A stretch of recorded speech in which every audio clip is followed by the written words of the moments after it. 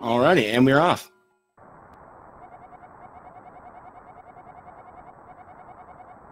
It'll take us just a moment to kind of resync the streams, but early on, you're not going to see much difference from these runners. When you get to the top, say, 100 places in our leaderboard, early game is not going to be very much different. You might see a difference of a few seconds leaving escape. So here in the escape sequence, Uncle wakes up, decides, oh crap, I forgot to buy coffee. So he's got to go to the castle to pick up some. So as it turns out, our uncle's the fastest speedrunner on Earth. He currently holds the #1 place in NMG escape percent. He's going to make it all the way to the sewers and die, unfortunately, so that's going to cost him. But on our way to the actual Hyrule Castle, we get that telepathic message, of course, from Zelda. That's what wakes us up. And we're just going to try to be as efficient as possible with our movement wherever we can, because we don't really have boots or anything that's going to speed us up at this point. So our runners will try to optimize every little bit. They're going to try to avoid nudging things. They're going to try to move mostly in cardinal directions. Interesting thing about Link's movement is that the walk animation alternates between 2 and 1 pixels per frame. So you want to try to maximize how many pixels you move that are, or how many frames you spend moving 2 pixels per frame. When you're moving left and up, the walk animation starts with 2, and when you move right or down in cardinal directions, of course, it's going to start at 1. So we can mash horizontally to the direction we're moving when we're moving left or up, and that's called pumping. It doesn't save a ton of time over the course of the run, but there are a couple of situations where it can, prevent us from having to fight certain enemies, like a blue guard, for example, on the way to Eastern Palace. And it's also just free time save. It's kind of like how air pumping works with Samus in Metroid, or Super Metroid. You'll notice that they killed that blue guard with a spin slash. They were trying to do so as close to the door as possible so that they can open the door in the first possible frame. TheSabin was slightly away from the door, but pretty smooth kill either way for both of them.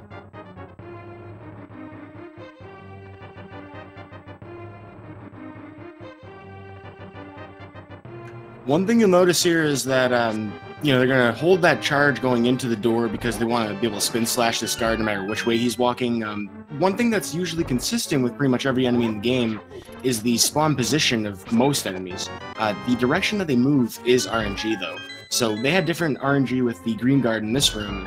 One went up, one went left. Interesting to note how they react to these guards. The next big thing for our runners, though, is they're going to have to kill the ball and chain guard. That was the namesake of my own group in this tournament. This guard usually is going to be killed with 8 slashes, although you can throw pots instead.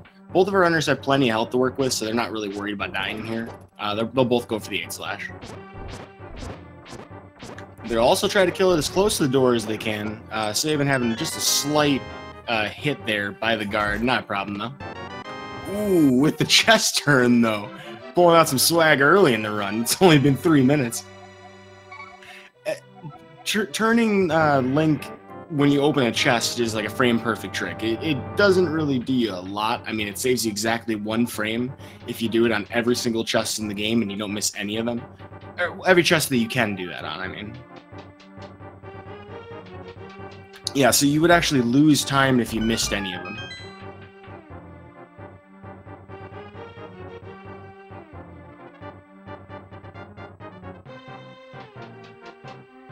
So on our way back up, not much else that we can do to, really talk about here. I mean, it's pretty much the exact same RNG on the way up, just in reverse. Interestingly enough, though, with the couple of slashes that TheSabin had to, throw in there, and also the hit that he took, he's actually about 5 whole seconds behind right now. Which is kind of surprising, and we're getting a right return Zelda. That's something you don't see too often. So TheSabin here, really flexing his swag today.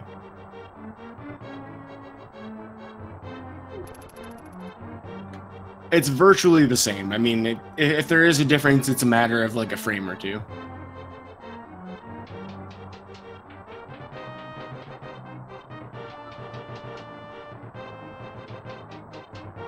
That being said, both of our runners doing very well to get to the mantle right around 4 minutes and 30 seconds. This is on pace for a very good escape. In an ideal world, they're going to leave the Hyrule Castle and walk into the Sanctuary south of 6 minutes. I think both of these runners could probably end up with something like 5:55 or maybe even lower potentially, but they're definitely doing well so far. Darkminddemon getting some really rough RNG with those Ropas, unfortunately.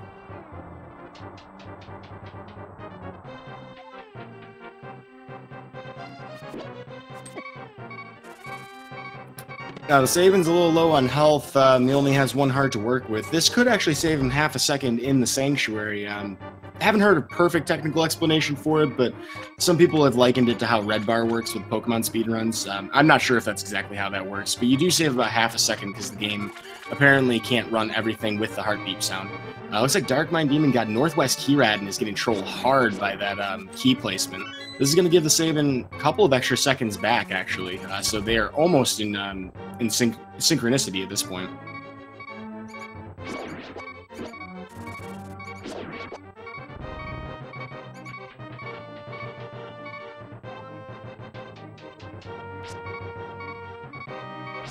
You'll notice that there's a text box we skip here by holding right outside the door. Zelda doesn't tell us to go pull that switch. We simply just go right to the switch.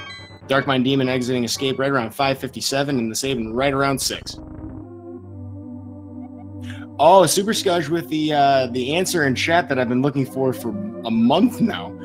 Drawing less hearts on screen reduces lag. I appreciate that answer. Thank you so much, sir.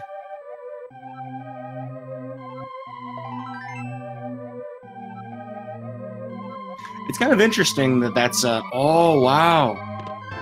Eddie, darkminddemon decides to skip Sanctuary Heart. This is a bold move because he already had lost a heart.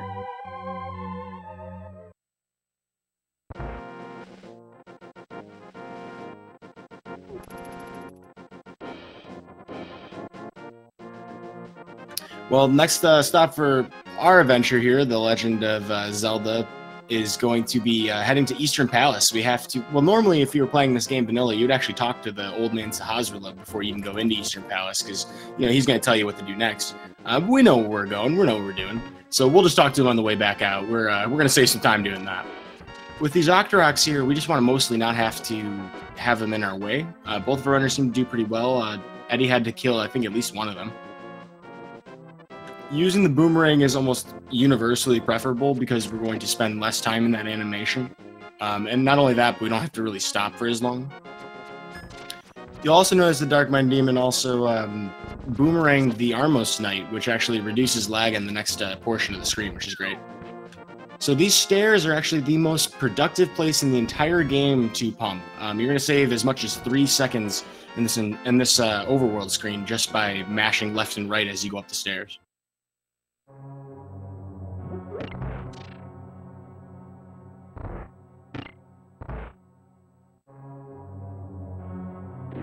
Well, Cannonball RNG here is just that. You got a 50-50 chance at each side. Looks like they didn't have to weave too much, so they didn't waste much time. You're going to see darkminddemon pick up the top pot there because it's actually a little faster than the right one.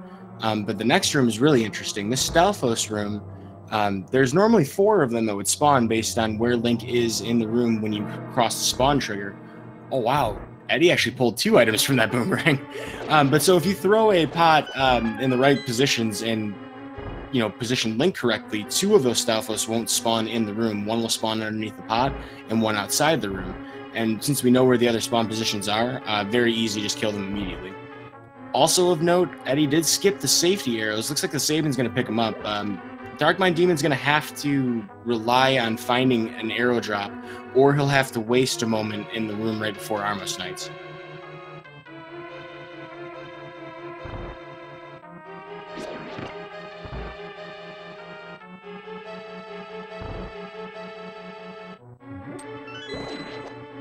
Moving forward, darkminddemon, a full room ahead at this point. Another room where pumping here actually is like the best opportunity to practice it because it's just a long straightaway. We got a damage boost here though. We're going to bump off this Popo here, pick up the pot while we have iframes, and then when those iframes expire, we'll stand on the switch to get the big key in just a heart and a half of damage.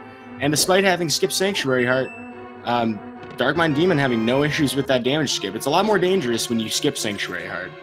So very impressed to see that, and they're actually tied in health.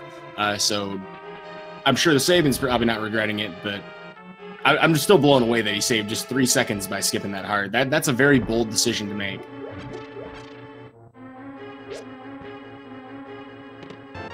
Well, we get to see what kind of strategies we're going to take here in the what we like to call the Gifted with Greenies room. Looks like we're just going to go for a standard key grab here from darkminddemon. I don't think that TheSabin would necessarily do something different here, but yeah, it's a much safer strategy.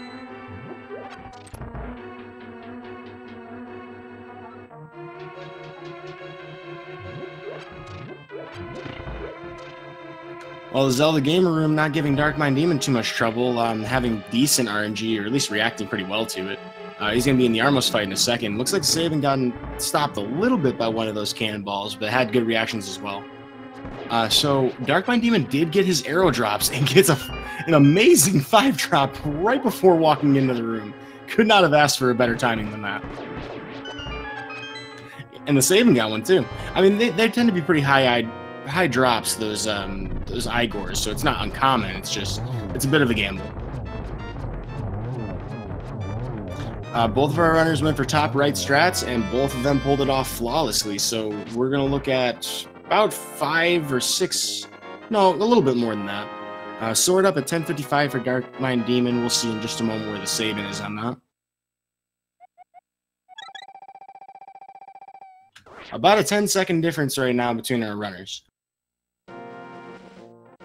Now, this is a part of the run where a lot of runners could diverge in paths. You'll see darkminddemon talks from Sahaswitha from far away, apparently paying no mind to the fact that the cowboy has a hearing aid in and is just going to shout at him from across the room. Looks like TheSabin is doing the exact same thing. Now, they talk from far away because they're not going to go pick up the 100 rupees in the back of Sahaswitha's hut. They're going to pull tree rupees later on in the run. We need 110 in order to get into Palace of Darkness, so we'll talk more about that in a little bit. But our runner is going to attempt a spin speed here. darkminddemon just did one on that staircase. This is a great screen to do it because you don't have to charge up a bunch of different dashes. That's where spin speed really saves time. To briefly explain how that works, the game gets confused when we charge up a sword spin and then cancel it with a dash on the very next frame after we release it. It stores Link's running speed, but during his walking animation. All we have to do to trigger it is do the spin speed. It's the spin speed cancel itself, but we can actually trigger it by walking off of a manual staircase, walking up or down. We can't hold left or right out of it. We're going to do another one going towards the library here, darkminddemon pulling it off right away. And TheSabin opting to not bother because it's not going to save a lot of time if you try it more than once. You can also do one on the way back. Looks like Eddie darkminddemon pulled it off, no problem. And TheSabin makes an attempt and gets a first try. Very nice. We'll use spin speed in a few different places. In Desert, there's one really dangerous one that I think both of our runners probably will try. Or if they don't try it, they'll at least, you know, look at it wistfully, because it's a very scary thing to do in a run. There's just a manual staircase between the front and back half of the dungeon that can save you, I don't know, a handful of frames maybe, but, you know, it is an opportunity to do it. Later on in the game, we'll use a whole bunch of different ways to activate the super speed glitch, which is what spin speed is. Mostly we'll use item dashing once we have, like, say, the hook shot and a couple of other different items. But for now, though, we're going to go pray to the altar. We're going to do it from far away because we like shouting at things in this game, apparently. There's a lot of weird interactions that you can do. Like, you can pull the Master Sword from, like, farther away from the pedestal than it looks like should be possible. And if they are smart about things, they can avoid getting right up alongside objects that they're activating to avoid nudges. So these are all very small time saves. Get a nice little poke dash out of darkminddemon there to get through the... Actually, I don't know the name of that enemy, to be honest with you, that sunken monster.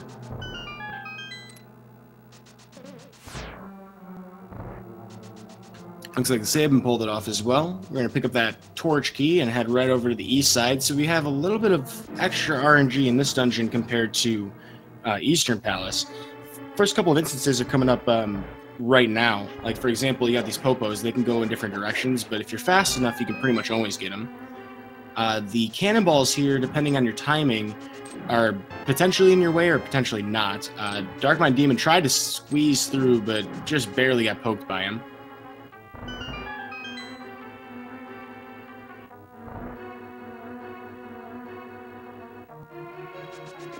Now, if you know you have bad RNG in that room, you can just walk to the sand from the big key chest and then dash downwards. Usually that should be enough of a delay. But, you know, it doesn't always work out. You'll also notice TheSabin picks up these 5 arrows. darkminddemon's going to pick up 10 in this room. They want as many arrows as possible for the Lamb Molus fight, which is easily one of the most RNG bosses of this entire game.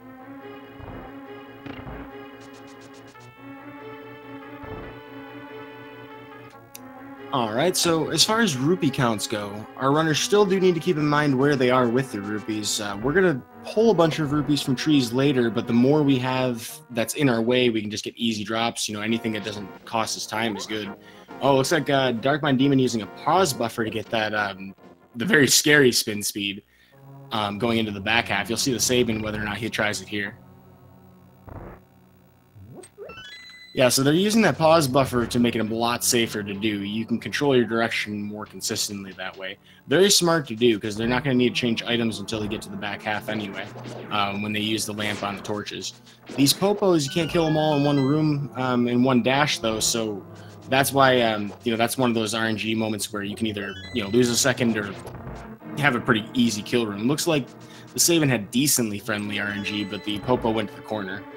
darkminddemon here, about to enter the Lamb Mollis fight, just has to light some torches.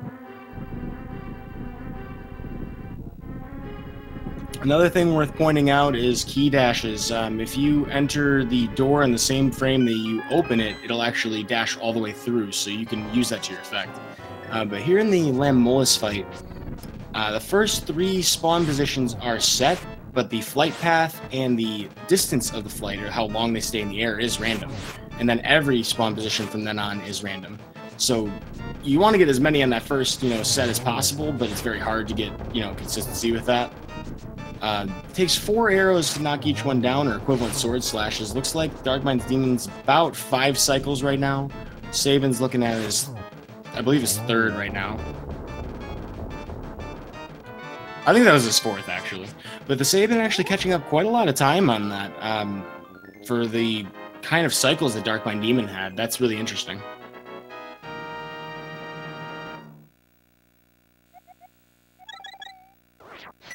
And with that, we are looking at about a 5-second split difference here. Incredible. A couple different ways we can exit the desert here. Looks like we're going to get a Sandman slash darkminddemon, and TheSabin going for something a little bit more safe. Nothing wrong with going that way. Definitely don't mind that. It's a whole lot better than taking extra damage and losing time here. They're both opting to head towards the fake flipper. So this is the first major, not major glitch, this is the first minor glitch that, you know, kind of has people scratching their heads when they haven't seen this run before. The game checks for whether or not we have flippers. I believe it's 2 frames after we enter the water, and we have 1 frame where we can enter an input. So this allows us to do a screen transition before the game checks, and since we did a screen transition while swimming, the game assumes we have flippers. There's more to it than that, but they pulled it off perfectly, and it only saves like 6 to 8 seconds. If anybody has questions about it, feel free to ask, but that's probably more explanation than I need to.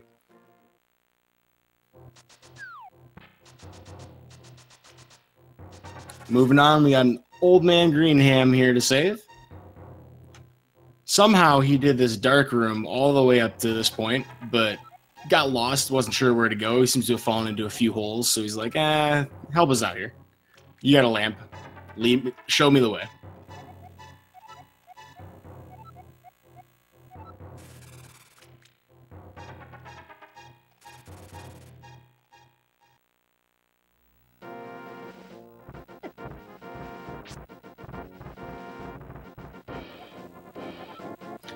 At this point, though, we get our magic mirror from the old man. He has quite an important relic for us.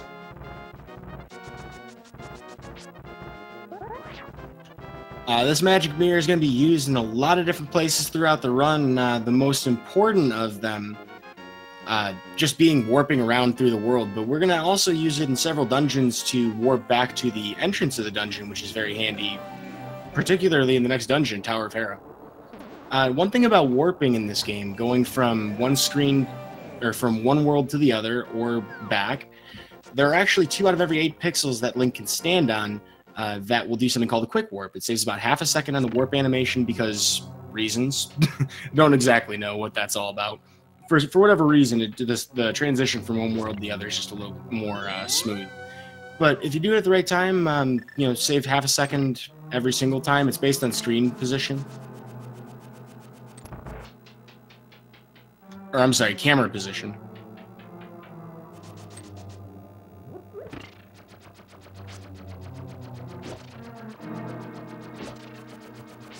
Looks like darkminddemon attempting the boom dash. So what we want to do here is you only want to hit the switch once because it does cause some lag on the screen. So some people will like do a menu to like a bomb if they picked up Sahasla rupees or something, or they'll try to, you know, just hit the switch several times doing a boom dash. Ooh, darkminddemon pulling it off actually. Unfortunately losing the iframes, but he is in a good position to get behind that actually. So he hit the switch an extra time that he would have to in the next room anyway. He doesn't lose any time doing that. But if you had to hit it several times, that would actually cost you time.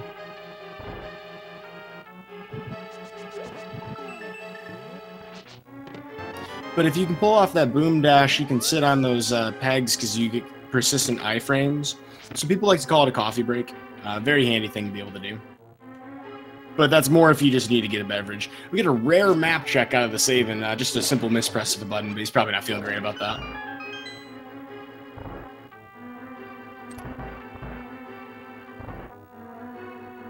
With that, though, we are going to climb the tower. We have a moldy worm to kill, and of course a moon pearl to pick up. TheSabin's having some difficulty with these hard hat beetles. They're giving him some weird patterns here.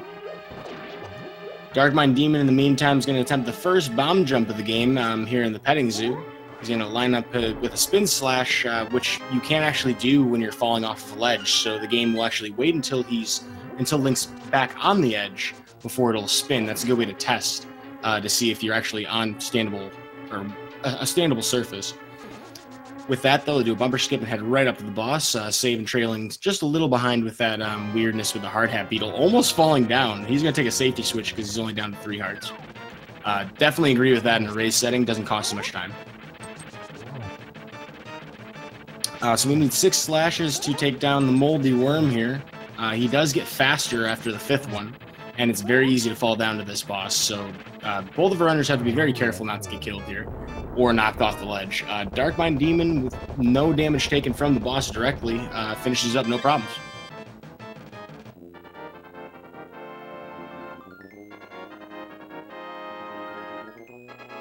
TheSabin's not that far behind him, though. He is on his way right up there right now, opting to pick up a couple hearts on the way just so that he can afford to take hits if necessary.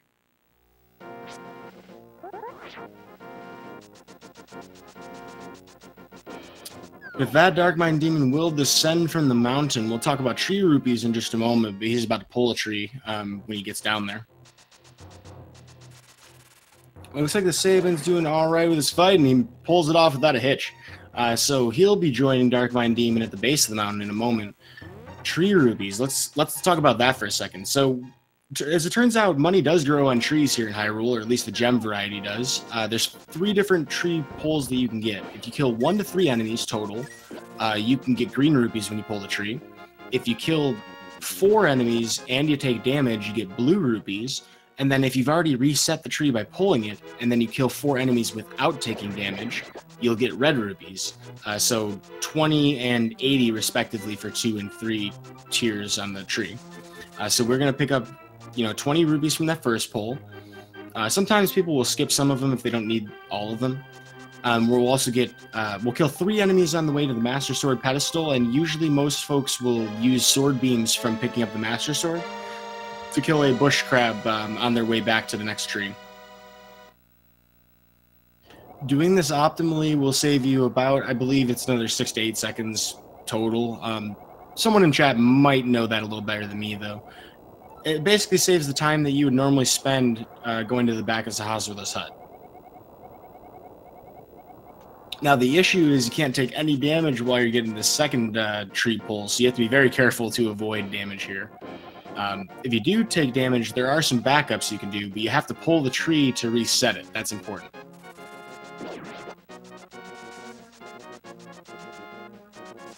Alrighty, this is going to be a safety-less run. darkminddemon not picking up the mushroom. That's not exactly surprising to anybody here, but definitely worth noting.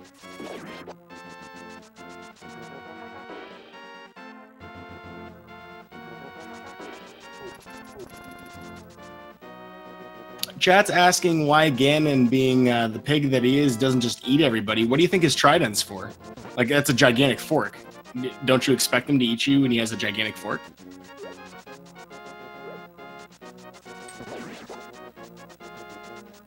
I sincerely doubt he's a vegetarian.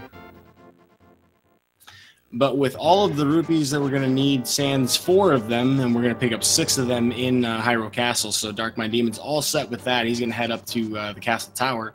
Looks like TheSabin did use sword beams to get that last kill. I'm going to pull his tree here. And looks like both of them will be in good position. TheSabin does need 2 more rupees, though. He's only going to find 6 in the Hyrule Castle tower. In the meantime, darkminddemon is doing... Oh, he lost sword beams there. He might have done that actually, or he might not be angry about that. That might actually work to his benefit, but he has to do a different attack here with these blue guards. Oh, and he gets both prize pack drops. That's not good news for darkminddemon. Just to kind of explain that, in this game, when you kill enemies, most enemies have what we call a prize pack. They have most of them have a 50% chance to drop an item. This varies depending on which enemies we're looking at. Some enemies have very different prize packs from others. But those blue guards that he killed with that sword spin, they have the first 2 items in that pack are a regular heart drop and a fairy drop. I'm just going to put a link in the actual chat to the diagram. One second. But so... darkminddemon didn't want to get the fairy drop there, and TheSabin using sword beams and then a dash will actually force the game to not give him drops. The reason we don't want those drops is because later on in the game, in Turtle Rock, maybe some 45 minutes from now, they want to get that right before the Chomp Room, where they think that they've probably taken damage at that point. So it may affect some strategy later on. They may decide to mirror out of the roller room there, but we'll talk about that as we get there. The point being, though, is that they want to avoid that desperately. Ooh, a really nice circle of pots room from darkminddemon. He had really good RNG to have the guard on the right go down instead of left. With the nice use of a boomerang, able to get through that very cleanly.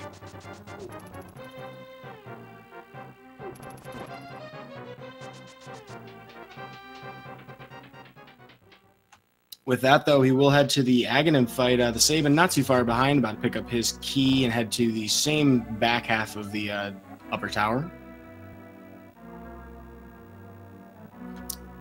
darkminddemon is in chat asking us, what do you think the blue balls are going to be? He is in the cutscene right now, so get your guesses in, folks. The maximum you can get is 15 if you hit every guaranteed shot. I'm hoping, I'm hoping for the sake of both of our runners, they have exactly 3. And of course, you can get 0. That is possible. So how this fight works is the first attack that Aghanim does is a reflectable energy ball. Attacks 2, 3, and 4 in his cycle have a 50-50 chance of being an energy ball or a blue ball. Blue balls waste time, so we hate him in this game. You get 2 in a row there. Eddie's probably not happy about that. Ooh, triple. That's not good. And then the 5th attack's a lightning attack. Can't do anything about that. And then the cycle repeats. Just to answer chat, no, the blue balls are not the same necessarily. They can be, but it is completely random. So darkminddemon with 4. We need 6 total hits to finish off Aghanim. So with 5 blue balls, there's a good chance for TheSabin to catch up if he has good RNG.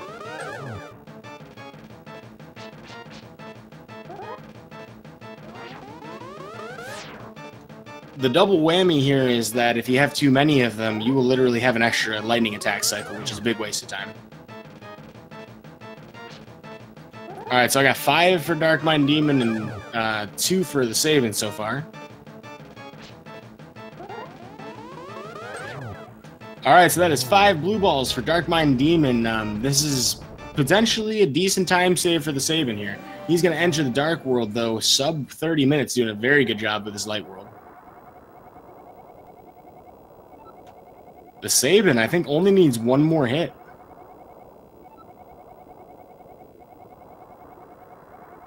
Well, that's 3 so far.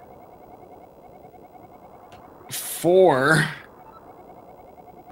Ouch. So that's an extra lightning attack cycle. That's a fair amount of time wasted for TheSabin. Oh, I was wrong. There was an extra hit involved here. And 5. Oh, no. All right, so both of our runners with 5 blue balls. Not the greatest thing for either of them, but it doesn't hurt either of them either. So looks like about half a minute difference, maybe a little bit more than that right now. Probably closer to 45 seconds. I forgot about the text crawl. Looks like both of our runners did find the rupee drops they needed, though. So the Darkmind Demon is going to pay the extortionist monkey Kiki a visit here. He's going to pay him 10 rupees just to follow him on Instagram. With that, you got to not take damage because he will run away and then we'll have to farm rupees. Darkmind Demon walking right past that, I forgot the name of the enemy, but walking right past him, really risking actually, having to go pick up extra rupees. So no problems there. Does get Kiki to the door and pays him 100 rupees to open it. We're going to enter Palace of Darkness.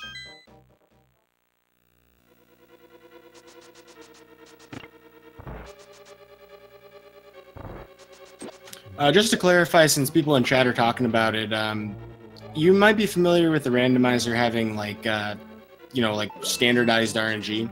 Nothing like that in the NMG speedrun. So we are literally just going to be, hoping for the best in a lot of situations. Ganon Warps, for example, can decide a race. It's like that. Looks like TheSabin's paying the extortionist friend Kiki. Darkmind Demon narrowly avoiding getting 1.0'd there. Early on in the Palace of Darkness, also known as the Palace of Mirrors, we're going to go to pick up some keys. We're going to get a big key, pretty standard dungeon fare stuff, but if we didn't have the mirror, this would be absolutely lousy. The really exciting thing about the front half of this dungeon is there is a really great bomb jump we're going to see in a few moments.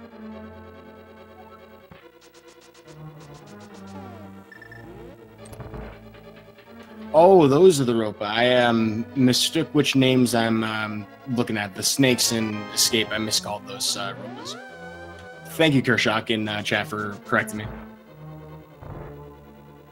Alrighty, so it looks like Eddie is on the right here, heading towards the hammer jump, as we like to call it.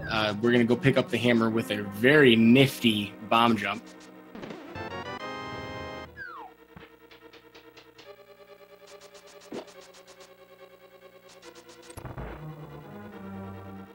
So this is a 2-pixel perfect trick. We're going to place a bomb on a perfect y-axis pixel and Link on a perfect y-axis pixel. And because Darkmind Demon and TheSabin are both really good at this game, they're also going to throw a bomb over to open up the door at the same time.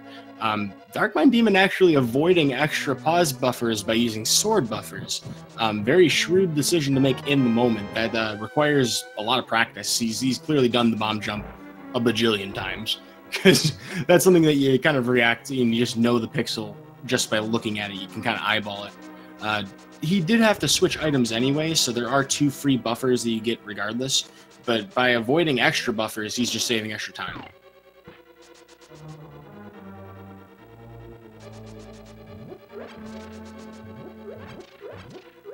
Alright, we're going to get the TheSabins. Oh, wow, Darkmind Demon doing a sexy statue. Very nice. I don't see that too often. We're going to get the bomb jump out of the TheSabin here. Just 1 extra pause buffer on the front end. And very nicely done. He only had 1 extra. Now you'll notice here the Darkmind Demon did take the time to make sure he had full health walking into this room. That's because you can hit that crystal switch with sword beams, and we're going to save a menu in the basement up ahead by not having to switch back to a ranged weapon to hit that crystal switch down there.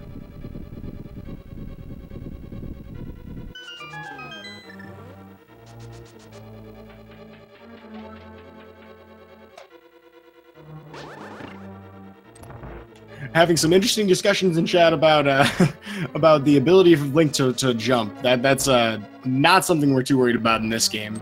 Besides bomb jumps, we're only going to focus on doing those. But it looks like Darkmind Demon had just a little bit earlier, at least some weird RNG with the turtles. He's going to take a heart of damage. This means that he can only take 2 hits from Helmasaur King, who does 2 hearts of damage on every attack.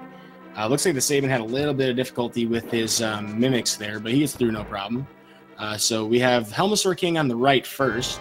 This is going to take 17 hammer hits to the face in order to destroy that mask. From there, a lot of people have different strategies, but with these fireballs, you got to be real careful. Eddie, fearless as he is just going to run right towards Helmasaur King to get more hits off. Ooh, down to 1 heart. And he clutches it. Oh my god.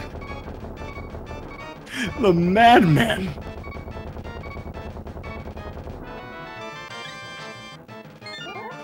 So that might have looked like it was easy, but I don't think it was. Oh my god. That man just looked death in the face and smiled. Alright, so we're hoping for the same kind of luck for the Sabin here. I don't know if it was luck there on darkminddemon stream, though. He had 2 fireballs and still reacted very well. So you'll see the Sabin's going to hold his sword out. This is a more reliable strategy. You have an extended hitbox if you're doing that. The thing that's difficult about these fireballs is that, you know, they do... The one that starts heading off first is random. Oh, wow, they're both getting bad RNG with these fireballs. The Sabin's taking it a lot safer. I agree with this strategy because, you know, you really can't predict what's going to happen with these. And in the second phase, he can do all of his attacks at once. So the Sabin using some really fantastic hammer strikes on the jewel on his head to finish that up. That's actually really hard to do. It's a very small window. So both of our runners are very well practiced on that fight, emerging victorious. So darkminddemon looks to be a little bit over a minute ahead. I'm not exactly sure with the cutscene length, but his fight was much riskier, and I'm impressed to see him get out of that unscathed.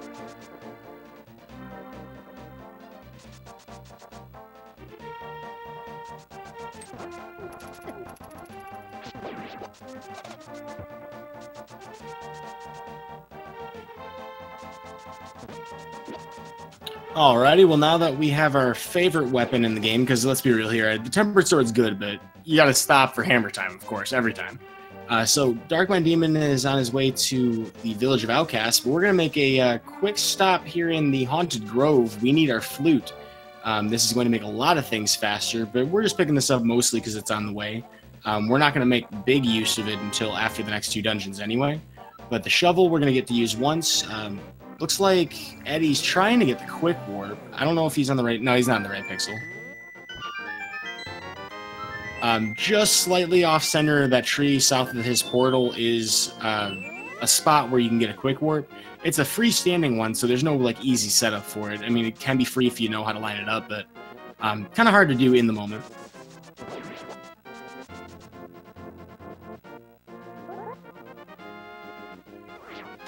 Been really impressed so far with how these runners have reacted to the boss RNG. The Sabin's actually had some, well, overall I would say some better fights in general. His Lammolis was faster.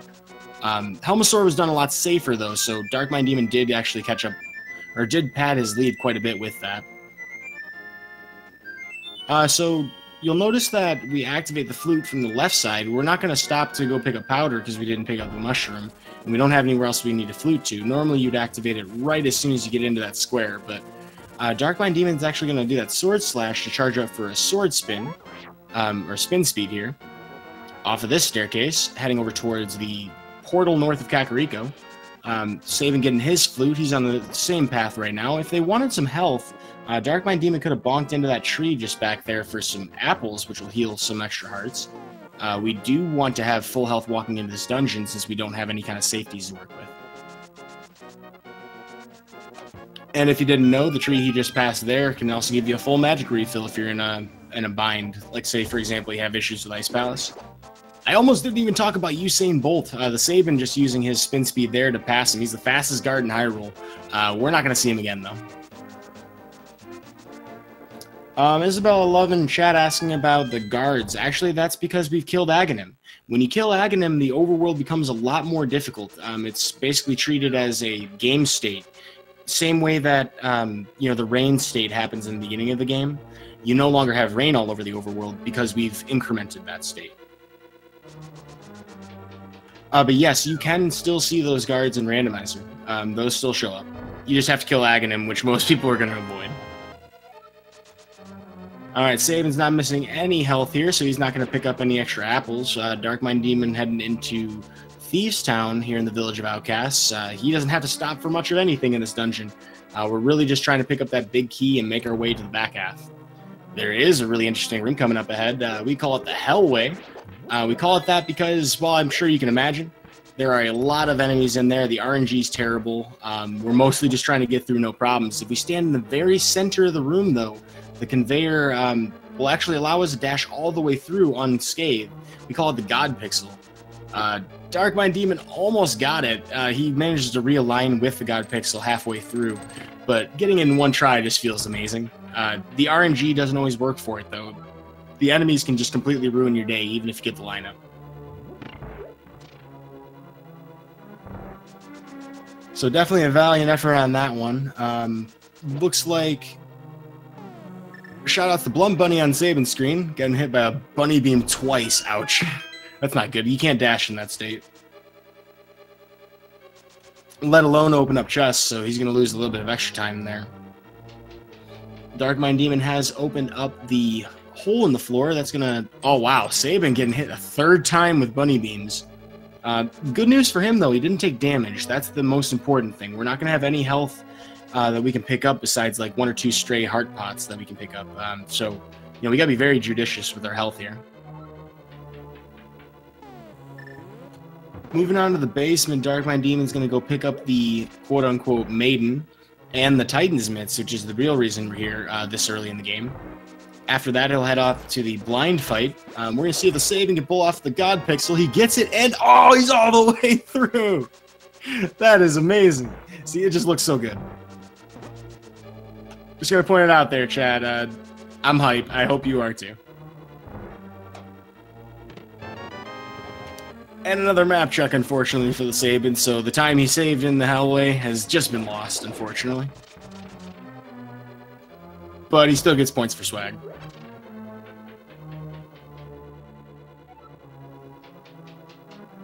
Alright, so this blind fight. This maiden actually isn't a maiden, or maybe blind is male or female. I don't really know. I'm not here to speculate on that. But this is a fight that is pretty much predetermined. It's going to happen the exact same way every time as long as you hit the boss as fast as possible at all times. It takes 3 hits per phase. We are going to try to hit early as possible every time to make this as predictable as we can. Every 4th fireball that these heads shoot at you will track Link's position. darkminddemon doing a fantastic job. That's very close to optimal. You can actually kill blind just slightly left of the light, and that's kind of like the indication of like a perfect fight. I think it can go a little further left than I've seen it, actually, but that's as good as you can expect for in any race. That's a fantastic fight.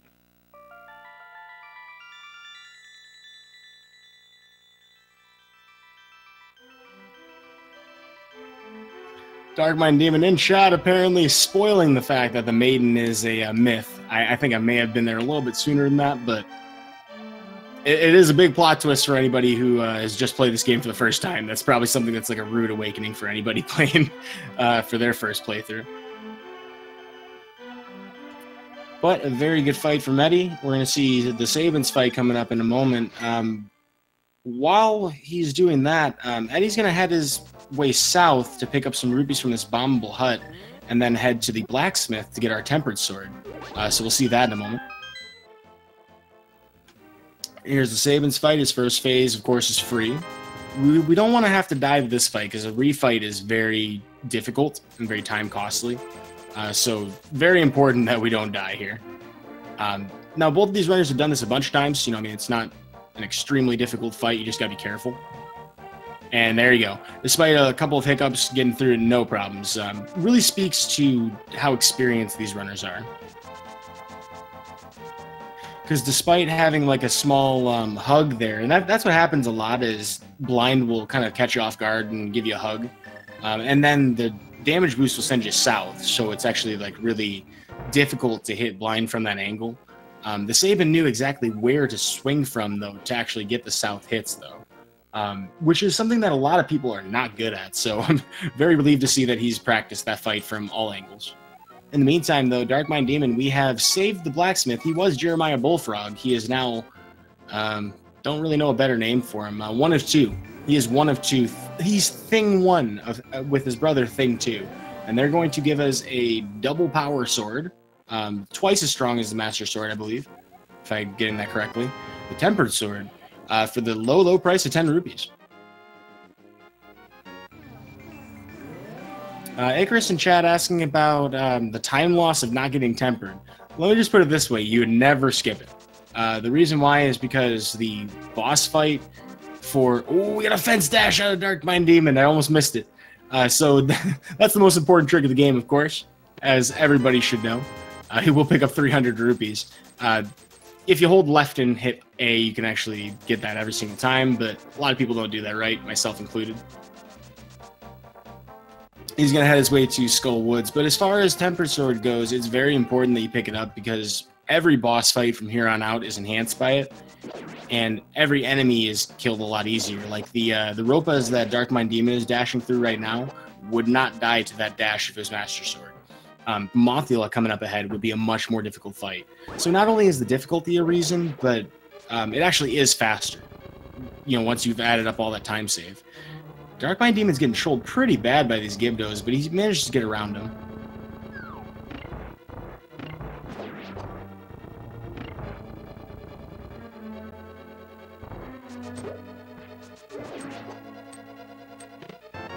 The room that Dark Mind Demon got that big key from is actually one of the few rooms in the game where enemy spawn positions are completely random.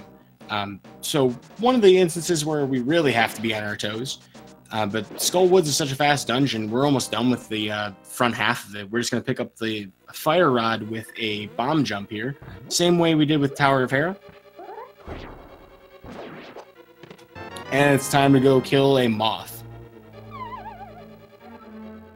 You'll notice that TheSabin picked up his extra 300 from the C-shaped house here in Village of Outcasts.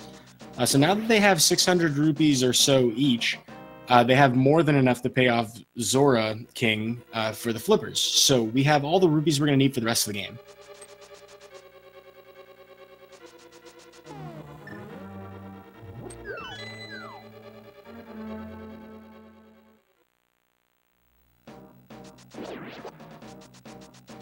Well, our newly equipped Fire Rod is very powerful. The issue here for Dark Mind Demon is he is very low on health for this section. He only has 4 hearts to work with, and there's a few places he can pick up hearts here, but I don't think he's going to stop for anything. The challenge with that is when we have our green mail like we do, ooh, Gibdo Hellway, he's doing really nice to get through here.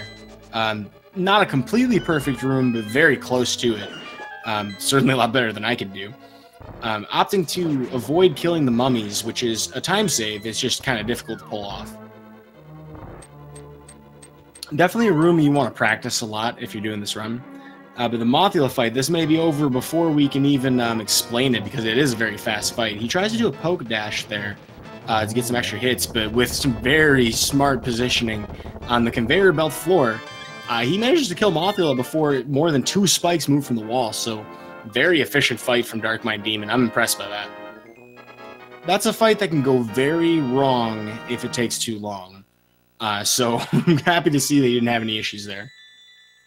Ooh, TheSabin getting trolled by a bush fairy there running away from him. He does manage to pick it up, though. Smart decision, because extra health through this section is very critical. You don't want to die here.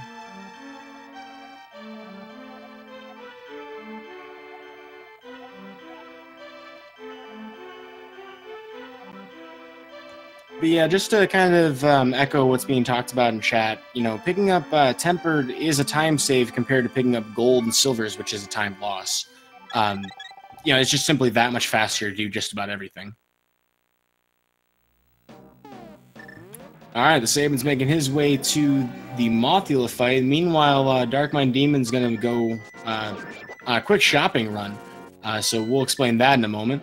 Looks like TheSabin's going to opt to be a little safer here, just simply killing 1 or 2 of the mummies just to make sure he gets through, and does some nice item dashes, so he may have actually saved some time in that room over Dark Mind Demon.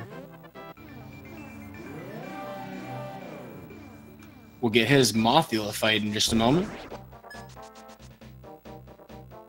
You got to be careful in that room because that Floor Master can pick you up after you've fallen into the pit. So he tries to do the dash bonk because the way the Mothula fight works is he actually doesn't take damage if you knock him into spikes. It overrides whatever damage you just did.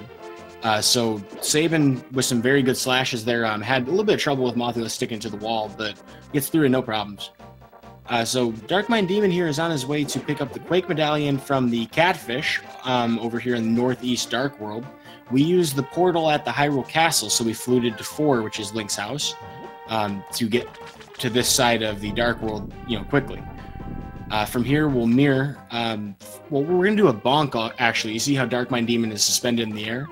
Doing that will actually position the camera correctly for a quick warp every time.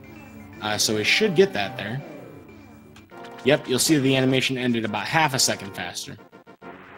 But from here, we're going to pick up our flippers, and we are going to head to Ice Palace, now that we have them. While our runners are doing some overworld stuff and finishing up a crystal cutscene, I want to remind you guys, these runners are very good at this game. And if you want to learn more about A Link to the Past and see it done by the best folks out there, I recommend the best way to support them is just give them a follow and tune in when they're live. So by all means, send these guys some love. They're putting on a fantastic show for you. And this race is still pretty tight. Despite, Darkmind Demon being a couple items forward in his collection for his route, this is still very tight. Any death here is going to basically be enough to draw this together.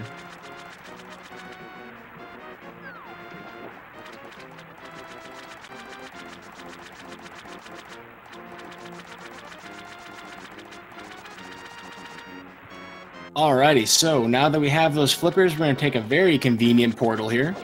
So the routing for this game is pretty nice. I mean, they give us this whirlpool right here, and this takes us directly to Ice Palace. Like, it doesn't get any better than that.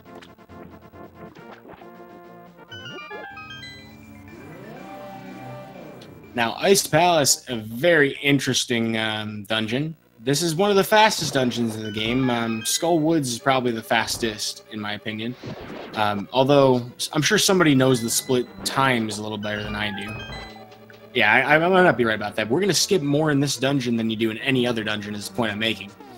With the clever use of a bomb jump, actually, we're going to bypass a crystal switch and some pegs to pretty much cheese this dungeon all the way to heck.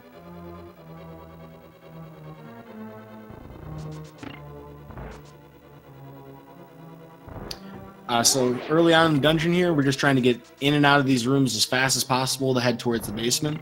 The Ice Palace bomb jump is one that is something that a lot of people kind of struggle to learn, but once you've kind of figured out the setups for it, it's, in my opinion, it's almost kind of free.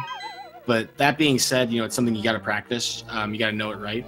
Darkmind Demon's going to kill these Stalfos Knights at the same time in this room by using a very nice bomb placement. As it turns out, the strategy for killing those, they share the same kill trigger for whether they're vulnerable to bombs or not. So if you have one collapse, they'll both be vulnerable. If one of them stands back up, they'll both be fine. But Darkmind Demon gets his Ice Palace bomb jump in one try, making it look easy.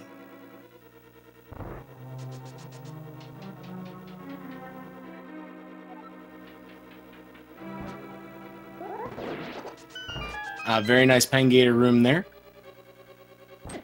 Looks like the Sabin is on his way to Ice Palace as well. Had a little bit of difficulty with crabs there, just kind of getting in his way. Very frustrating thing to have happen. You're just doing your movement fine, but enemies just decide, I'm going to be in the way today. Well, blink and you might have missed it. Darkmind Demon's almost all the way to Cold Stare. No, this isn't some gigantic lead. I mean, this is quite literally how short this dungeon is. Now, this is a very scary boss. Link will take 4 hearts of damage from taking a hug from Cold Stare. And will take 2 hearts of damage by getting hit by an icicle. So, we're going to use our entire magic bar in order to destroy this ice shell. You can use sword beams if you have them. Gotta be very careful there. Darkmind Demon down to 5 hearts. He's going to get the pokes and some slashes. Ooh, he's down to 1. It's a very tense moment. You can use the lag frames from the boss explosions to better line up his last slashes there. Down to 1 heart to finish that. If you die to Cold Stare, it's a extremely costly death. You have to get magic, because you need magic just to kill the Freezor in the first room of the dungeon. So most runners, what they'll do if that happens is they'll actually go to Swamp instead. To get the refill of magic you get from killing the boss. But Darkmind Demon clutching it out. We're going to get another bomb jump, Ice Palace bomb jump from the Sabin here. He's going to use some pause buffers just to make sure he gets it, no problem. With a nice hammer dash, he'll take down those switches. And around that fire bar he goes.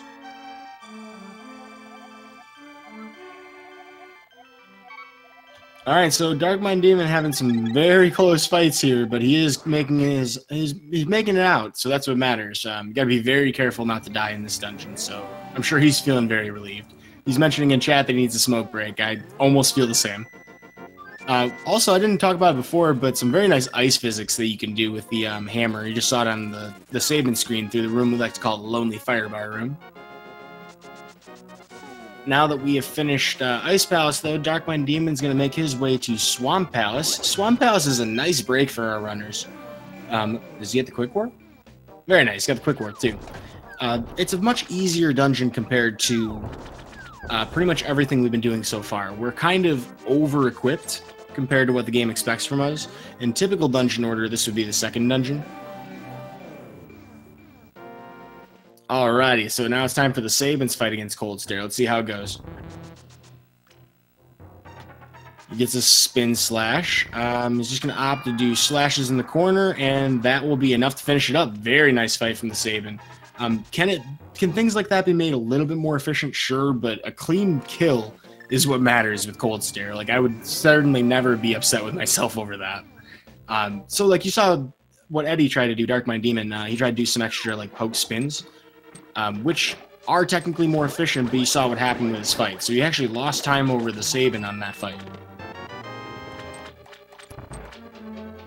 Both these runners putting on a very impressive show here.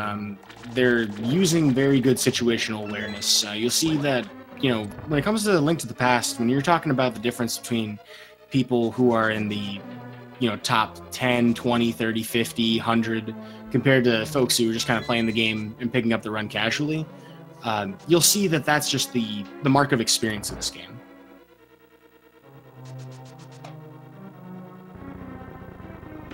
Chat talking about, you know, TheSabin and darkminddemon being in chat talking about their races, you know, who's going to win. You guys are, you guys are fun folks.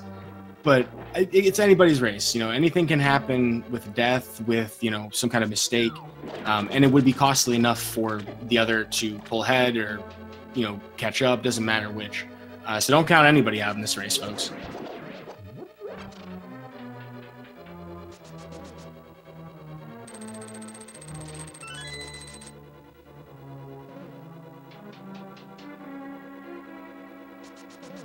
Now, one thing about Swamp Palace, we have the Tempered Sword when the game expects us to have Master Sword for this dungeon. There's nothing stopping us from going to Thieves Town and then Skull Woods and then here. Or then Ice Palace, then here. So we also have a lot of extra hearts as well. That's going to be big because having all of this extra health makes everything in this dungeon easier to take damage to. Now, the problem with that is sometimes you will lose a lot of time here and there, just get kind of, you know, needled away at your timer, you know, from taking little damage boosts, from, you know, having to kill extra enemies. darkminddemon had to kill that skeleton, for example. And if you kind of get hit a bunch of times throughout this dungeon, if you're not used to kind of avoiding everything, you may actually have pretty low health for Argus, and that is a potential death that some people do actually face. There's also a very difficult boss strategy called the Zero Cycle Argus that I think both of our runners will probably attempt. Although it's not that strange to see people not do it in a race setting. So, you know, again, I don't want to say that I know for sure. It's just very commonly done at high levels.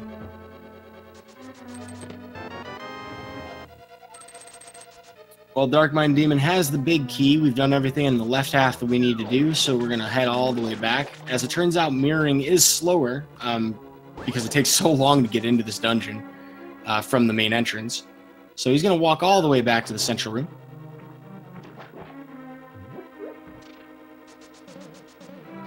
And he's going to pick up his hook shot south of 1 hour, which is mind-blowingly fast to me. You'll notice he walks alongside the statue to the south there to line himself up with a big key chest. What that does for him is he allows him to get that hook shot on that second pot there. He's in the perfect setup for it. So like I said before, just line up with that statue to the right, walk all the way to the big chest, and walk diagonally down to the right, and you'll get that setup every single time. He does a hook shot dash in this room called a hook dash to get super speed, which allows you, for whatever reason, to pick up that pot underneath the statue first try every time. Meanwhile, TheSabin's making his way through the left half right now. I'm doing the exact same things we were just talking about. Interesting thing about swimming physics, we didn't talk about it before. You can actually pump in water. That does actually make you swim a little faster and more efficiently. Learned that recently. I thought that was kind of interesting. And I'm referring to like deep water. darkminddemon in one of the restock rooms. He will pick up an extra bomb, interestingly enough. And I think he might have actually got those arrows. He doesn't pick up any health, though. He doesn't seem to need it. He's going to pick up a key here in the corner and then head right over to the Argus fight. So I'm not sure if we're going to see it or not, but a zero cycle requires you to do 3 perfect inputs. You have to have your sword held out, so you'll dash into the room, and you have to do a hook dash while you're doing that. Yep, and he's going to try for it. So, oh, he unfortunately lets go of the hook dash. So if he does this fast enough... Nope, he did the spin animation. So we did get a 1 cycle for darkminddemon, but definitely a very fast one at that. If he gets these fire rod shots and a sword spin, easy finish for the fight. So a valiant effort at the 0 cycle. I'm impressed by that. And he did recover very well with it. You have to be pretty close to the boss to do it, to get it to kill it fast enough. So by going to the right side, he was able to continue the hook dash strategy. And it was actually pretty fast to do so that way. So really heads up decision making. TheSabin's picking up his hook shot right now. By my estimation, he is about 2 minutes behind, maybe a little bit less.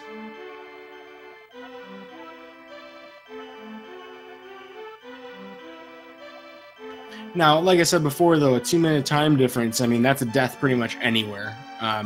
You know, they don't have any safeties. There's no fairy to bail them out. So, you know, if anything happens to either of these runners, that's probably going to decide the race. But you never know. It is a link to the past, and strange things happen all the time. Well, TheSabin's going to make his way to his Argus fight. Cross our fingers and hope and, you know, pray that we do get the 0 cycle. darkminddemon actually catching the bird to the left using a spin speed. That actually is a little faster than, well, a hook dash, actually, to get the super speed. It's a little faster than just waiting for the bird. He's going to climb the mountain right now to get his ether medallion, using a nice sword climb. If you do a hook dash with your sword out on the ladder, you'll climb at ridiculous speeds. But we need this ether medallion in order to get into Misery Mire, which is our next destination. And he gets the fairy drop in the bush, which is a very common place to find it, because you want full health going into that. Alright, so TheSabin is going to opt for a very standard, regular kill fight here for Argus, not a problem. A little slower, but it's definitely safer. 0 cycle is something you can easily die to, because if you mess it up and try to recover, it's just very frustrating.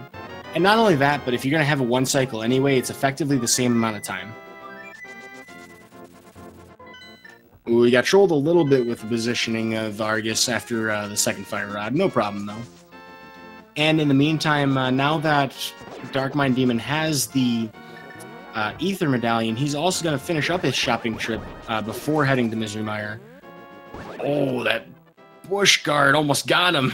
He needs to have full health for Misery Mire, so very smart thinking to get the sword beam on him there. But he's going to pick up his ice rod now, in order to, you know, not have to make that, you know, stop later. We've got some sportsmanship in the chat right now. Both of our runners wishing each other to go and to go fast. Gotta love it.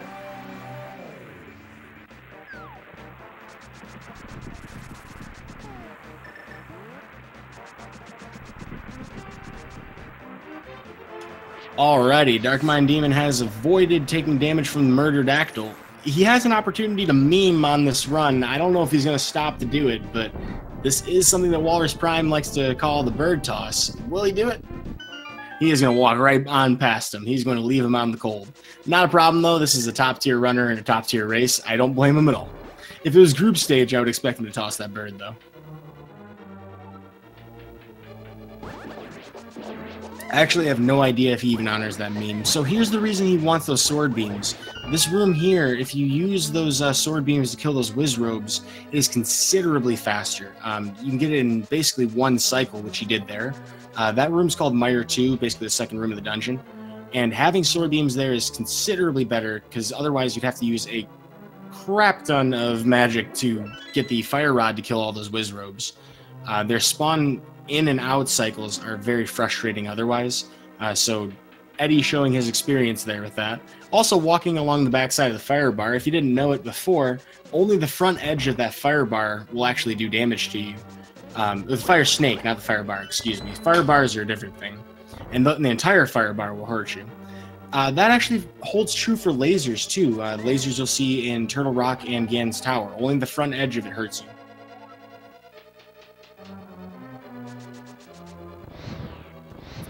You'll see another fun little trick here. The blocks, when they're in motion, are treated as a sprite by the game, so you can actually shoot a fire rod through them. This torch room is kind of like a benchmark for most runs. At the top levels of the game, it's usually about 20 to 21 minutes from the end of your run when you walk through this room. So darkminddemon looking at a very solid sub 130 pace. Oh, and TheSabin slashes the bird. He has no love for that bird toss. In fact, he wants to put him out of his misery. Folks, we have a hater on that meme. But I admire TheSabin for showing his support for the bird. You know, he's not going to just leave him there. Unfortunately, he is missing a heart, so I think he was actually trying to kill that bird to get a heart drop. I may have been a little hasty to assume his intentions. And as you can see, it's definitely a costly thing to not have in that room. You know, full health and no sword beams, definitely a slower clear. So TheSabin trying his luck to get that heart, didn't end up paying off. Not a problem though, he's through.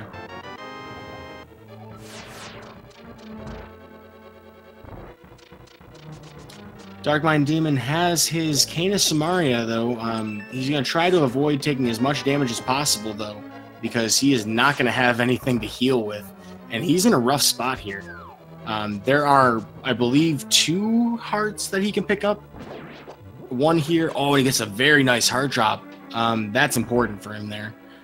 I'm wondering if he frame ruled an extra pickup too. It looked like he got an extra heart out of that. Although I don't actually know how that works. There is a thing called double heals that you can get using a boomerang or a hook shot, but I don't know if you can accidentally just walk over one and get like a nice frame roll. Either way though, he wants as many hearts as possible because there is a optimal strategy against Vitreous, the boss of this dungeon, that requires you to take damage. I got a nice cane dash attempt, but he's still going to get the switch with it, no problem. The cane dash didn't actually work there. So you notice that darkminddemon uses his last bomb. This will automatically switch him to Fire Rod to hit that switch there. By saving a menu there, we just get a little bit of free time save. In the meantime, TheSabin's on his way to pick up his Cane of Samaria and head to the basement. Now, darkminddemon here, he has 7.5 hearts. He is very close to the lowest he can comfortably be at to do this fight. If you do this fight optimally, it takes about 4 hearts of damage to step into the goop. But what we're going to do is we're going to step into the poisonous goop and do spin slashes to hurt these eyeballs. Getting hit directly by one will do 4 hearts of damage though, so Eddie getting a very nice 0-cycle Vitreous. That's about as clean as it gets. Holy smokes. Wow. I didn't even have time to finish explaining it.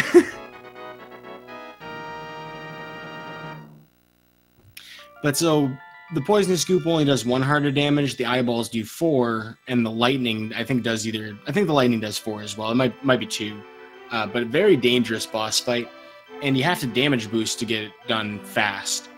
So if you can do it before Vitreous does any lightning attacks, we call that a 0-cycle. It's kind of coveted because it's a very fast fight, but very easy to mess up as well. And a death there is extremely costly.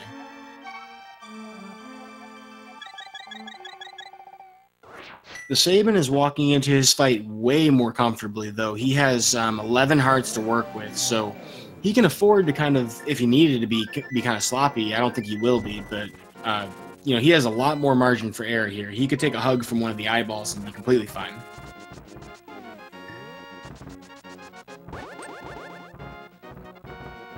Alrighty, darkminddemon there is heading his way to the east side of Death Mountain to get up to Turtle Rock. He had an opportunity to do a fun little thing called the Waffle House drive-through. Getting Waffle House isn't good, but the drive-through is. You don't want to spend much time there.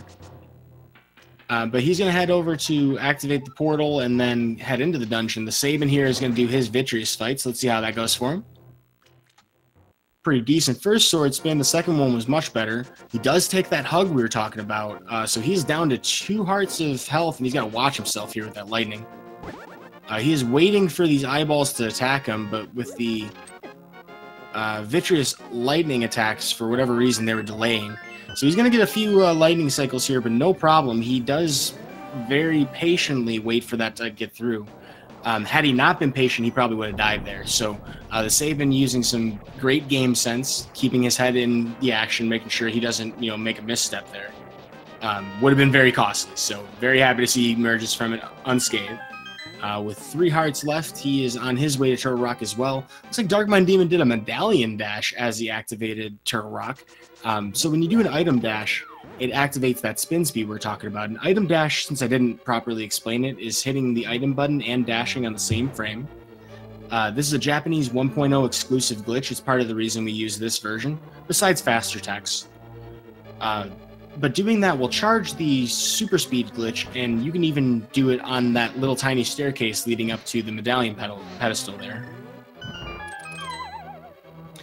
The nice thing about that, though, is it automatically jumps off of ledges when you touch them. That's why the desert one is so dangerous, because you could lose a lot of time by falling off that ledge there going into the second half.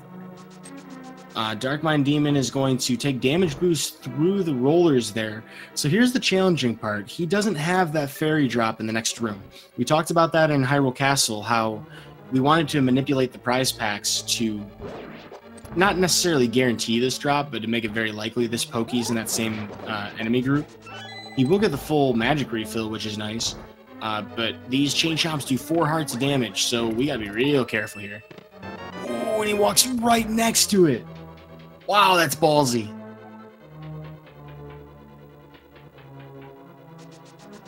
All right, well, we're through the hardest part. So the nice thing about prize packs is once you've finished off the prize pack, it does recycle back to the beginning. So if you kill enough Poke's in this dungeon, you might just get a fairy anyway.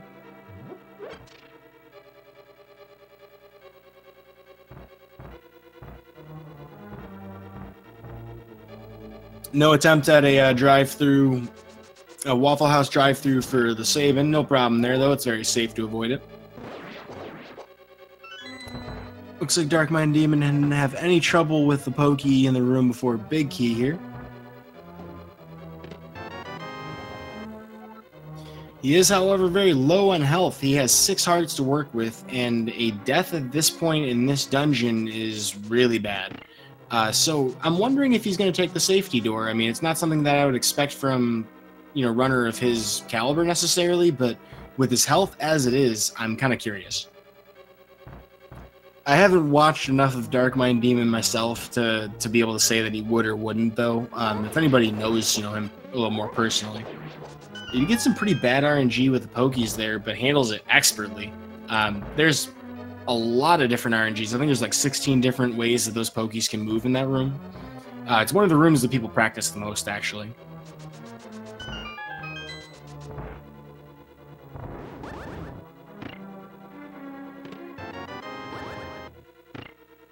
Ooh, he got real close on that roller there, too. 4 hearts again. That would have been very bad. Alright, so I'm getting word in chat that darkminddemon doesn't believe in any filthy safeties, so he's going to do the rest of this without stopping for really anything besides maybe what he can pick up along the way. Taking extra damage from the fire bars as well, so he's down to 4 hearts. That's a very difficult position to be. The laser bridge coming up ahead, he's going to skip getting the mirror shield, so he's got to do a perfect dash to get past these lasers for the 1 key we need.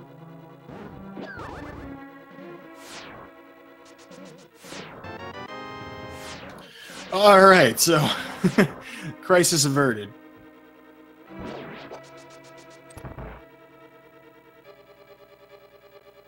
All right, but he is not out of the woods yet. He's going to do a very nice cane dash here to get through there. That always looks really slick. Let's see if TheSabin's going to get his fairy drop. Oh, unfortunately not. So I don't think he incremented the heart refill earlier either. All right, so the Trinex fight. This is yet another very scary fight to do with low health. He does have 4 hearts after taking that spike damage, and he kind of messes up the first phase with backdoor strats. So he's got to be very safe in this fight. He's waiting for that middle head to attack so that he can have a more guaranteed shot. The problem here is that he's going to have very low magic for this fight. He cannot really afford to miss shots here. On top of that, he has to wait to switch his weapon until the first head explodes, so he's going to have double ice on the floor. Trinex being a bro, putting himself in position to get hit. That's very fortunate RNG for darkminddemon here. That's probably a big factor in him surviving this fight.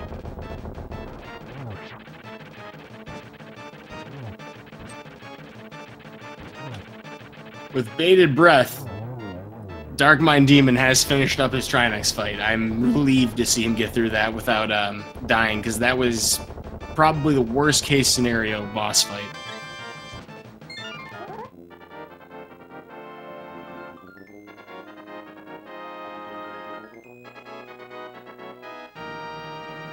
In the meantime, looks like TheSabin had similarly unfriendly pokey RNG. He manages to handle it no problems.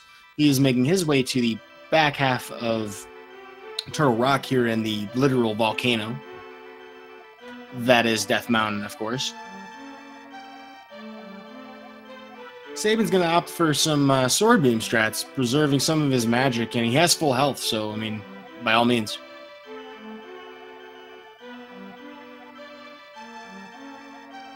Yeah, Drake and chat pointing out that the sexy speedrunner on the left, who is absolutely eliminating those pokies with extreme prejudice, is TheSabin himself.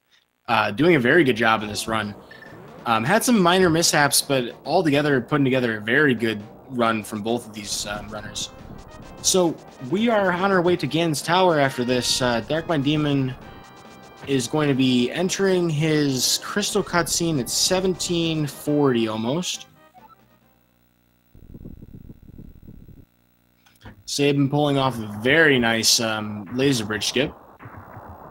And he gets the key dash. That's actually a very precise lineup. I mean, there are ways to get it pretty much for free, quote unquote, but not all of them, you know, work easily.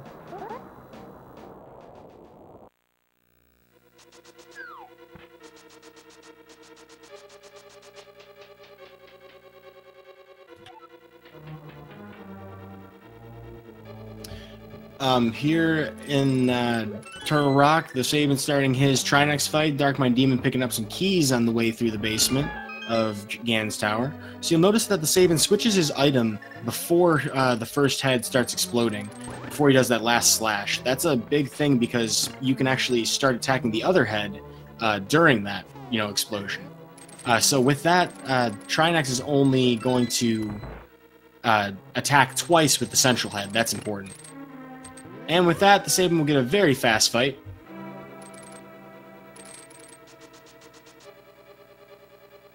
And he is on his way to Ganon's Tower.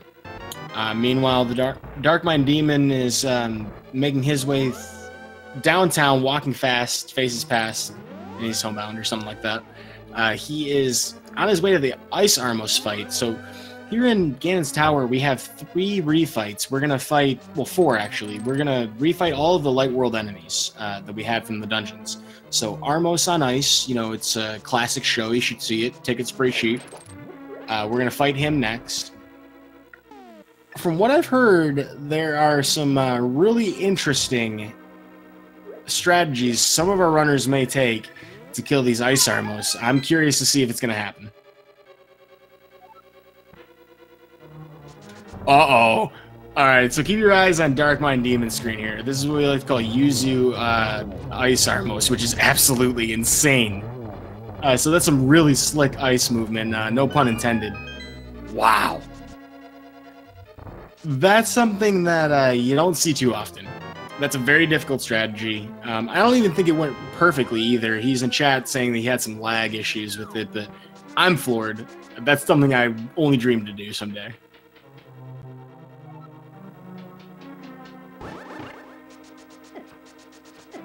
Yeah, it's totally unnecessary. It just looks amazing. You'll notice darkminddemon has 11 arrows to work with after that Armos fight. He gets a nice arrow drop there. He needs to have at least 8 to kill these mimics. So that's the last arrows that we have to have for the run, although having more is always helpful.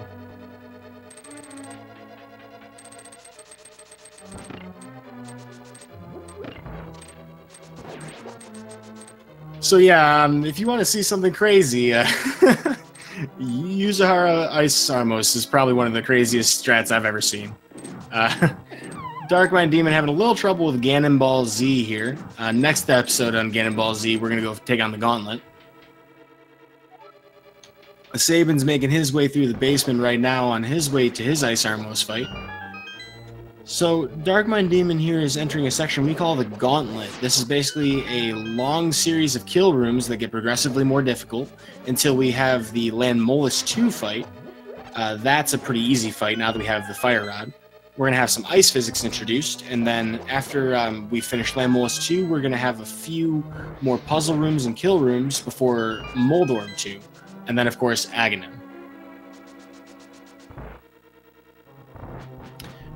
Now, this Landmolus fight, you can actually get in one cycle, and Eddie pulls it off, but he has to use an extra Fire Rod shot, so darkminddemon here is probably going to want to pick up some magic right here, and maybe has to pick up extra pots on his way through the torch rooms. He's going to use Cane of Samaria here to kill some Wizrows very quickly, and he'll do the same thing in the next room. In the meantime, TheSabin's doing his Ice Armos fight. He's going to pick up an extra pot of arrows to have more for the next section. He's going to do a very standard Ice Armos kill, so this is what you would normally see from most folks. You'll notice, oh, actually, he didn't shoot to the left right away. So what a lot of people will do is they'll shoot to the left to try to delay this movement cycle. Now, the one problem that this could pose for TheSabin here is that there is something in the game called an arc variable. The game uses it to basically determine which direction spinning enemies are heading. And this is actually related to the Ganon fight as well, with the Fire Bats. So this could change the way that the Fire Bats move in the Ganon fight, and could potentially present an issue for TheSabin. He may have practiced that fight under that circumstance, though, and if he has, he'll be completely fine.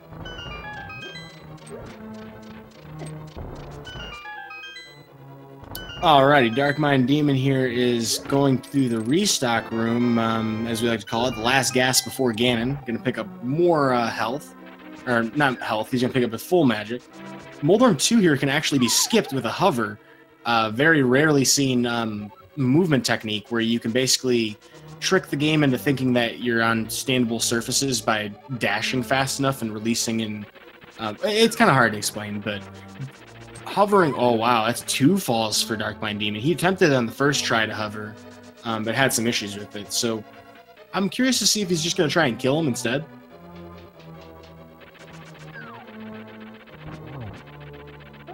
Yeah, he's just going to be safe with this. I mean, there's no reason not to.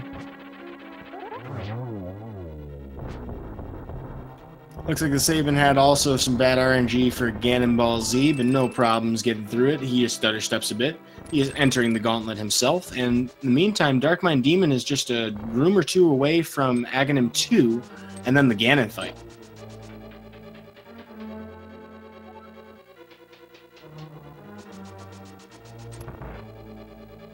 Still on a really great pace, though. So Aghanim 2, very similar to Aghanim 1. This time around, though, he has 2 after images that you can also reflect back towards the main one. We still have to do 6 hits to the main Aghanim, but he still has that 50-50 chance of blue balls, and will never do a lightning attack. So you can optimally do this in 2 cycles, but if the RNG is bad, you can't do anything about that. 3 is kind of standard, you know, if you're doing pretty well overall. So darkminddemon does get it in 3. Very good fight from him. Pretty standard fare. At an hour and 25 minutes, though, he is going to watch Ganon descend into the pyramid and go and join him about 10 seconds later. TheSabin making his way through the back half of the gauntlet, about to approach Moldorm 2 in a couple more rooms.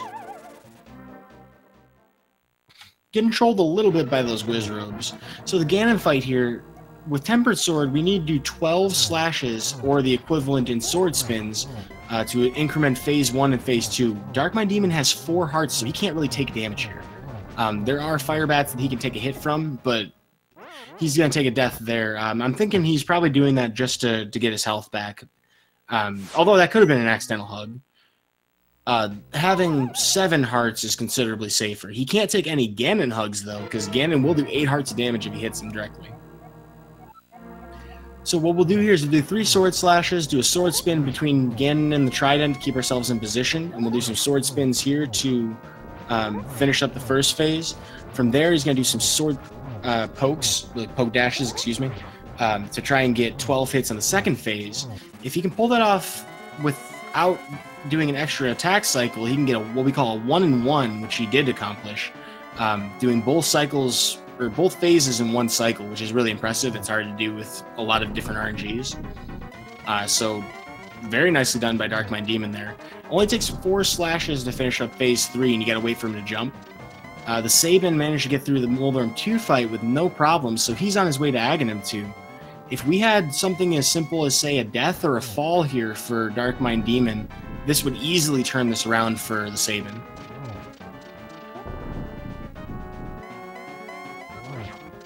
Oh, you're really close there to the ledge. Wow. Alright, so in Phase 4, we need 12 sword spins, and you can only do it right as Ganon's about to warp. darkminddemon getting really close there. You'll see that he uses the Fire Rod. The reason why you use the Fire Rod is because you can have your sword charged while you do it. So I believe that's 4 so far for darkminddemon. Wow, he's getting really close to the ledge there. But by having the sword charged while you light the torch, you can get an extra sword spin in, so you can get 3 per cycle instead of 2. He is absolutely wrecking Ganon right now, though. He's doing some really risky stuff, so with that, he'll finish up the fight. The question, though, is he's trying this dash. I'm worried he's going to fall down here.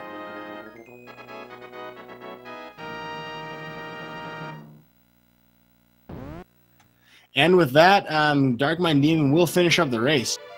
So darkminddemon finishes with an official speed racing TV time of 1 hour, 27 minutes, and 44 seconds. He will be the winner of our race today. GG, what a fantastic race.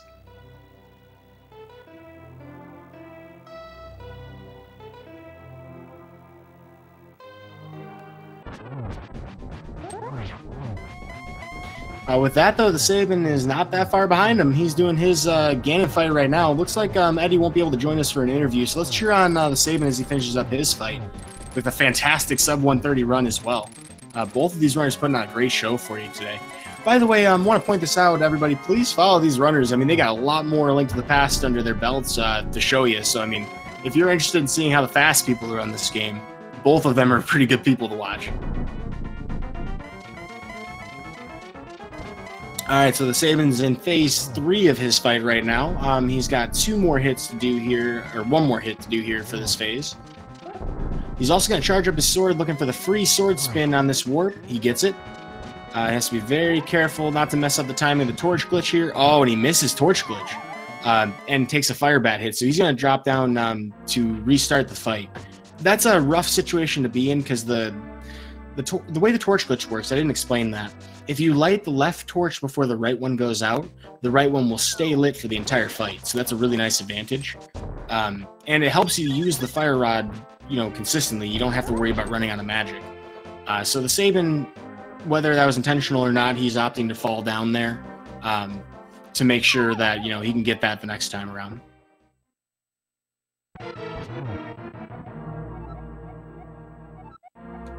Hearing from darkminddemon that he was +7 after escape with a 556, that blows my mind. Alright, TheSabin doing pretty well in his first phase here. Gets through the first phase No problems. He's getting a lot of slashes in on phase 2, so this should be an easy 1-in-1 for him. Very nicely done, and the Ganon Warp's working out with him because then he ends up being closer for the sword slash.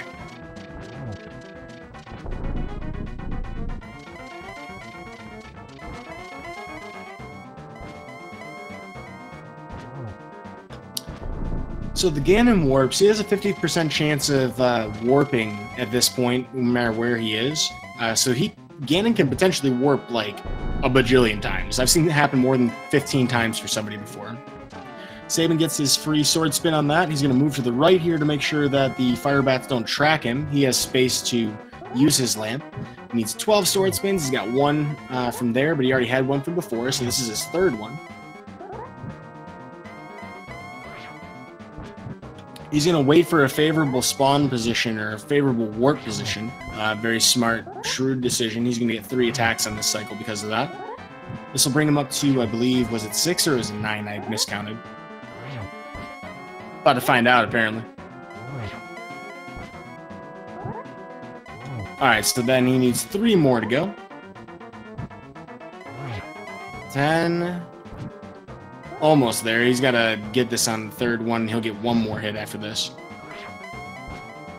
I was going to say, if he missed that, he would have to be very careful with his magic, but that's going to be enough to finish it up. So TheSabin, despite a Ganon fall there, will finish up his race.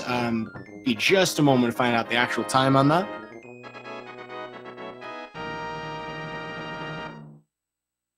And it looks like TheSabin will walk into... Oh, I was trying to use magic on the way in.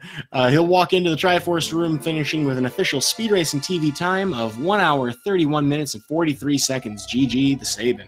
Fantastic race for both of you.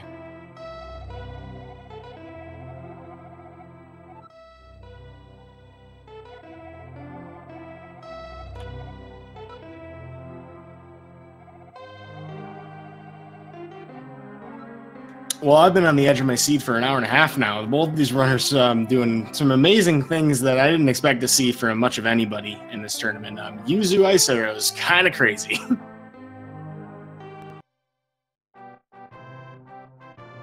All right, so it looks like TheSabin will be able to join us for a quick interview or a quick chat. Looks like he's in the actual server, so he should be joining us in just a moment. And we are joined by TheSabin. GG. Thanks. What a crazy race. Yeah, I had Eddie's streams up, so I knew where he was. So, yeah, I won't be. I knew from the start that I couldn't beat Eddie. Like, Eddie is why he's like seed. He's seeded second, I think. He has a 124 or 3 or something around that as a PB, so it's pretty good. So, that being said, though, I mean, you were competitive with him for the entire race. I mean, the biggest difference I had ever seen at any point was, I think, about a 2-minute gap, and that was enough, you know, with the issues that Eddie did have at the end with his Ganon, that, you know, if he had had, like, say, another death, you were right there. You know, I mean, it wasn't like it was, you know, some big, huge blowout or anything. You both put on a fantastic show for us today. Yeah, that's pretty much what I did for the whole tournament, really. Like, even in the groups, I just go safe and make consistent like times. I think I'm always going for 129, 128, around that. I think every races I've done, it's around that. It's just this one. This one I just messed around with Ganon, so I just took a fall, but I wouldn't happen if I was on good pace or something like that. So. And it was definitely a lot of. I want to just kind of highlight what you're talking about with safety strategies. Like, for example, your Helmasaur King. You know, you were very careful with that fight. Vitreous, you were very careful about that. Despite taking, you know, like a hug, you were able to, you know, keep a cool mind through that. For newer runners out there, you know, I mean, that's really important stuff to see. I mean, do you have any advice for any new runners out there who want to pick up this category? I would say if you want to learn, well, if you want to learn a category, it's obviously you go for like powder, model net, and all that stuff. And from there, you kind of drop safeties as you get better, and you get to the point where knowledge is power. Like sometimes you go like, all right, so I'm missing one heart. Where I can pick up one heart. So you go through. Because when I dropped powder, I went through the whole game. finding where the safe, the hard piece, like the health basically were under the pots and everything. So that right there boosted my confidence of dropping powder when I first did it. And it's really little things like that. Like for MSR, for example, there's actually the only RNG really. It's all the rhythm. What's basically the balls explode in a clockwise, and you actually can bait the tail left and right if you do certain movement. That I learned from messing around with that boss. Oh, I didn't know that. Yeah, I did a session for 30 minutes just trying to bait the tail, and it kind of helps. It helps in situations like I encountered. And for anybody who's not exactly sure what we're talking about the Helmasaur King fight. And you put that on display for us today, showing us various manipulations. I don't know if you saw Eddie's fight against it. He was down to 1 heart, some risky stuff. So I mean, I was very, excited to see the differences in strategies there, because it clearly paid off for you. You actually saved time, by not having some of these closer calls, not having to, default to some really safe strategies, just doing the consistent stuff. Forgot I was about to ask you. Well, do you have any thoughts about this run? Things that went. Oh, actually, I know what it was.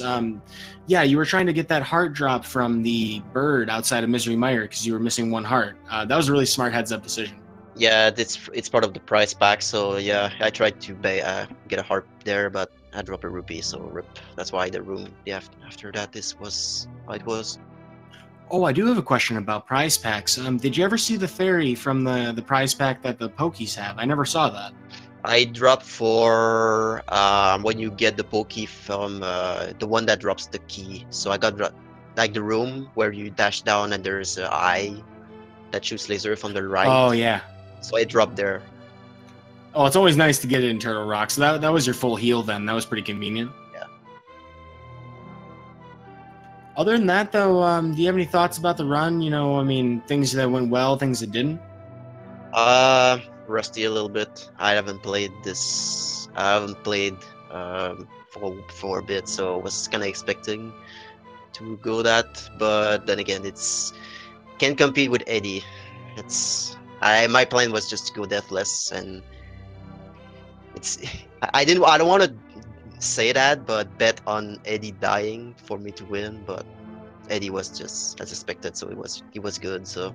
Well, it is ALTTP, and death is definitely something that all of us who have played this game have definitely faced at one point or another, regardless of skill level. So, I mean, I don't think it's that strange, in a race to wish well on your opponent, but also to kind of wish that something bad happens. But also of note, you run pretty much every category of this game under the sun, don't you? Low percent, 80%, 100%, no 80%, no AG. That's pretty much it though. Mirror Shield, like for example, race category, right? Mirror Shield and all that stuff, Kane O'Brien and a couple of stuff like that. But yeah, no AG, 80% no AG is probably the best category to pick up if you want to get good at Ganon's Tower. Yeah, and if folks out there haven't seen that category, it's absolutely insane. It's bonkers. There's no way to describe it without having seen it. Just go watch it. It's nuts. Yeah, it's pretty much G Tower and Ganon with like 4 or 5 RPs. Like you have to be you have to be good at not taking damage. That's for sure in that category. Got that right. Not a lot of equipment to work with. So I want to ask you, TheSabin, what are your plans for this category? Are you trying to push how far are you? Do you have like a goal or anything that you're trying to push down to with your PB? I have the potential for good for 127, that's for sure. My Sumbus is like 127.40.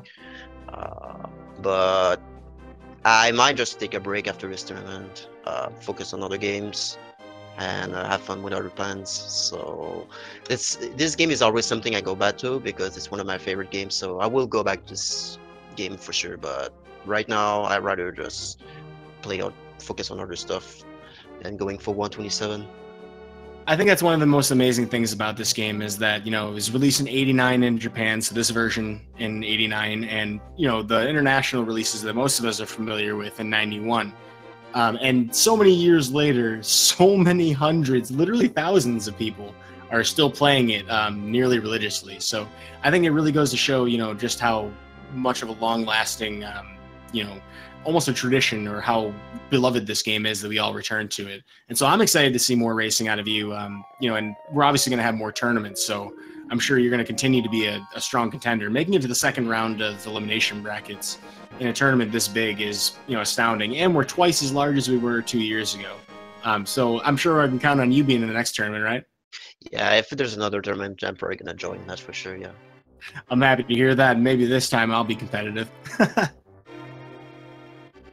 All right, with that, do you have any other final words you want to share with the audience? I think we should probably wrap this up to make sure Speed Gaming's free. I think that's pretty much it. Alrighty, well, folks, the best way that you can support these runners and see more that they have to show for you is to give them a follow and put a quick link in the chat for you. As for the rest of this tournament, though, just double checking the schedule, we should have more races coming up pretty soon. Let's see here. So for the rest of the elimination bracket that we have scheduled so far, we have 3 races tomorrow. Tomorrow at 2 p.m. Eastern Time, here on Speed Gaming 2, you're going to have Bamboo Shadow versus TGH. And at 4 p.m., Gem versus Andy.